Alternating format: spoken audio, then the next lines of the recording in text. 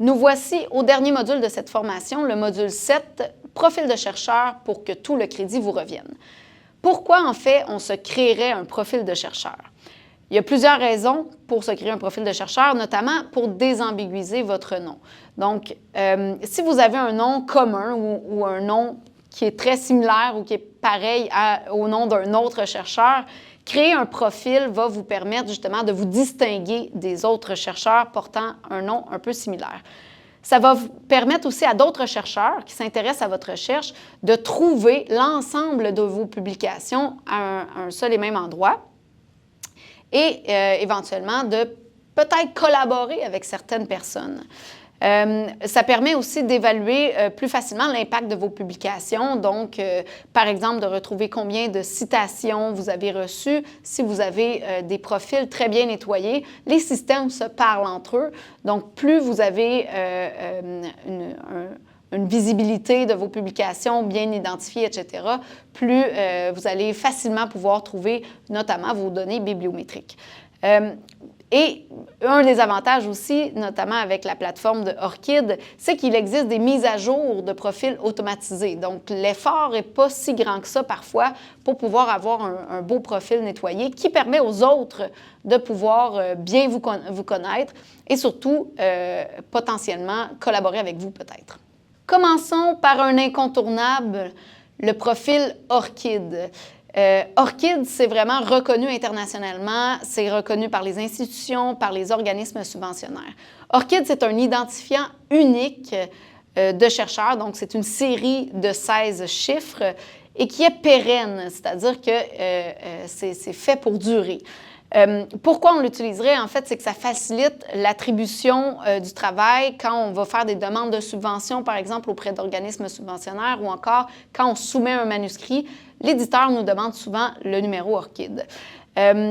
Le numéro ORCID va nous suivre tout au long de notre carrière de chercheur. Donc, peu importe si on change de nom, si on change d'institution, si on change de domaine ou de sujet d'étude, on garde le même profil. Donc ça, c'est vraiment très pratique.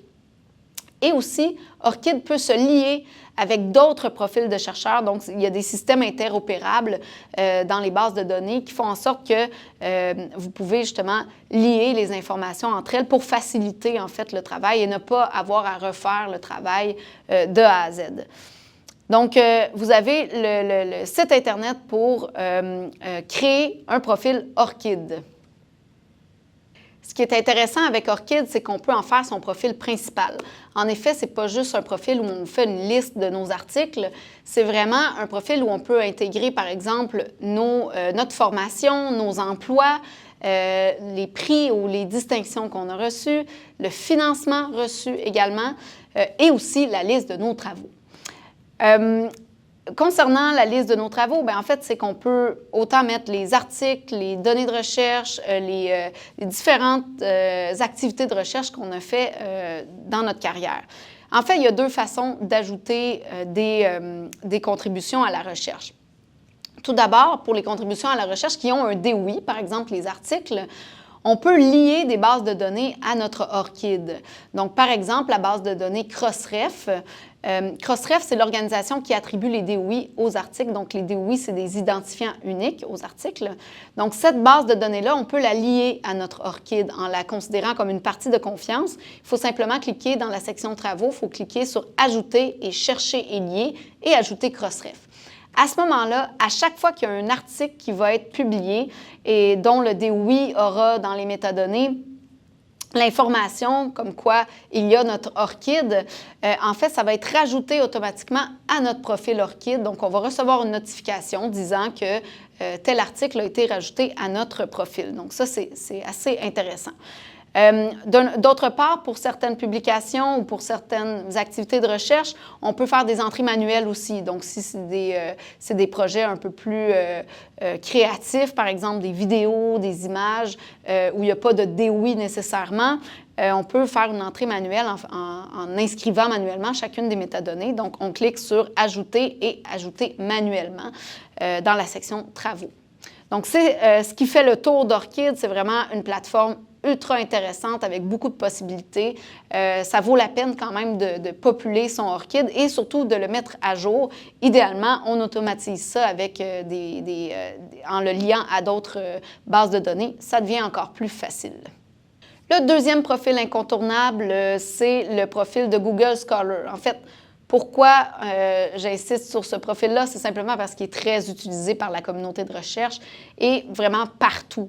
Donc, ça permet, pour quelqu'un qui ne vous connaît pas trop et qui navigue dans Google Scholar, de vous voir, de vous distinguer. Ça permet aux chercheurs de repérer tous vos travaux au sein d'une même page, du moins tous vos travaux qui se retrouvent sur Google Scholar. Mais Google Scholar a une couverture assez étendue, donc il y a beaucoup de travaux de recherche qui peuvent se retrouver sous votre profil Google Scholar. Google Scholar permet aussi de présenter des informations bibliométriques de base. Bon, il faut rester critique un peu envers ça parce que Google Scholar a un peu de tout, justement. Donc, être cité par quelque chose qui est de la littérature grise ou encore même de la littérature d'un article dans une revue prédatrice, peut-être, c'est un peu moins valable quand même, peut-être, que des articles cités dans des revues savantes, légitimes. Je conseille Google Scholar aussi pour sa simplicité et sa rapidité. C'est vraiment pas très compliqué de créer un profil Google Scholar. Ça prend littéralement quelques minutes. Et justement, il faut penser à cocher « Rendre mon profil public » pour réellement être repéré par les autres chercheurs qui voudraient éventuellement peut-être collaborer avec vous. Le troisième profil de chercheur incontournable, c'est celui de Scopus. Scopus est une base de données multidisciplinaire. Ce qui est intéressant avec Scopus, c'est qu'on retrouve quand même des revues qui ont passé à travers certains critères pour être indexées dans Scopus. Donc, c'est des revues de qualité, normalement. On peut, à travers Scopus, atteindre un public très international, très multidisciplinaire. Donc, c'est quand même intéressant d'avoir un profil à ce niveau-là, peut-être pour trouver des collaborateurs ou des partenaires. Les indicateurs qui sont présents dans Scopus sont quand même assez intéressants et à l'UQTR, nous avons la plateforme SciVal qui est une plateforme qui utilise les données de Scopus. Donc, c'est une plateforme qui va pousser plus loin l'analyse des données bibliométriques. Donc, ça peut être intéressant aussi de ce niveau-là. Ce qu'il faut comprendre, c'est que Scopus va créer les profils du moment qu'il y a un article d'indexé dans Scopus. Donc, le profil n'est pas à créer si on n'a rien dans Scopus, mais ça va se créer automatiquement par le système. Vous allez avoir éventuellement un profil Scopus si vous avez des publications qui se retrouvent dans cette base de données-là. Donc, ce qu'il faut faire, en fait, c'est des vérifications. Puis, on peut éditer ensuite notre profil. Donc, les choses à vérifier sont la présence de doublons, donc deux profils différents, par exemple, sous le même nom, alors que c'est juste vous. Est-ce que votre nom est correctement écrit? Est-ce que votre affiliation est la bonne? Donc, l'institution à laquelle vous êtes affilié est la bonne. Donc, au besoin, si vous avez besoin de changer des informations dans Scopus, vous cliquez simplement sur le bouton « Édite ». Vous pouvez également lier votre numéro ORCID à votre profil Scopus, ce qui est une chose quand même intéressante. Je vous ai présenté 3 profils, mais il y en existe vraiment plusieurs autres. Il existe d'autres plateformes. On pense par exemple aux plateformes de réseaux sociaux académiques ou scientifiques, comme ResearchGate par exemple, ou des réseaux sociaux professionnels comme LinkedIn. Il n'y a rien qui vous empêche de créer des profils dans tous ces réseaux-là. Par contre, pensez un peu à vos objectifs de carrière ou vos objectifs en créant ces profils-là, parce que chaque plateforme a un peu un objectif différent. Donc, il faut considérer celui qui cadre dans vos besoins.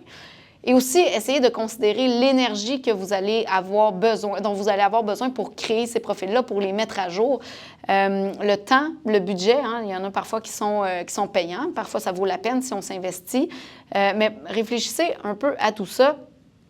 Et aussi considérer les plateformes qui sont plus utilisées dans votre milieu, dans votre discipline. Donc, si vous adhérez à une plateforme qui n'est pas beaucoup utilisée, peut-être que ça va servir à rien au final de faire ça. Maintenant, en terminant, quelques conseils au niveau des profils de chercheurs. Premier conseil, un profil qui n'est pas mis à jour, qui est juste laissé à l'abandon et dont on n'a pas une liste exhaustive, par exemple, des travaux qu'on a faits, est un profil qui est presque inutile. Il faut utiliser une fréquence de mise à jour, par exemple. Donc, vous pouvez vous dire qu'à chaque 3 mois, vous revoyez votre profil de chercheur selon votre fréquence de publication, par exemple, ou votre fréquence de diffusion des travaux de recherche. Quand vous avez la possibilité, essayez d'ajouter vos intérêts de recherche. Ça peut vous permettre de vous distinguer par rapport à un chercheur qui aurait différents intérêts de recherche. Et aussi, ça va vous permettre peut-être d'aller chercher des futurs collaborateurs. Donc, s'il y a un sujet de recherche qui est un peu novateur, vous allez peut-être pouvoir justement attirer d'autres chercheurs qui s'intéressent au même sujet. Vous pouvez intégrer dans votre signature de courriel un petit lien vers votre ORCID. Donc, les gens qui veulent en savoir plus sur vous pourraient simplement cliquer et aller voir votre pedigree, donc vos différentes expériences, vos emplois, vos prix, etc., et vos travaux. Choisissez la même façon d'écrire votre nom tout au long de votre carrière, idéalement, parce que certains systèmes peuvent faire des erreurs, particulièrement avec des accents aussi. Ça peut être un peu étrange des fois. Mais il y a des systèmes, quand on pense à Scopus, qui créent automatiquement des profils. Des fois, on voit souvent des doublons parce que la personne a écrit son nom de 2 façons différentes. Donc, essayez, dans la mesure du possible, de conserver la même façon d'écrire votre nom dans différents articles. Et aussi, faites attention aux droits de diffusion de vos résultats de recherche. Donc, si vous publiez, par exemple, un article de recherche, vous ne pouvez pas nécessairement le mettre dans ResearchGate. Donc, essayez de vous renseigner sur les droits de diffusion de vos différentes publications. Et le dernier conseil que je vous donnerais, c'est vraiment de commencer dès maintenant. Plus vous commencez tôt, plus ça va être facile pour vous de populer vos différents profils de façon très simple et très fluide, très organique, plutôt que d'avoir à faire du rétrospectif.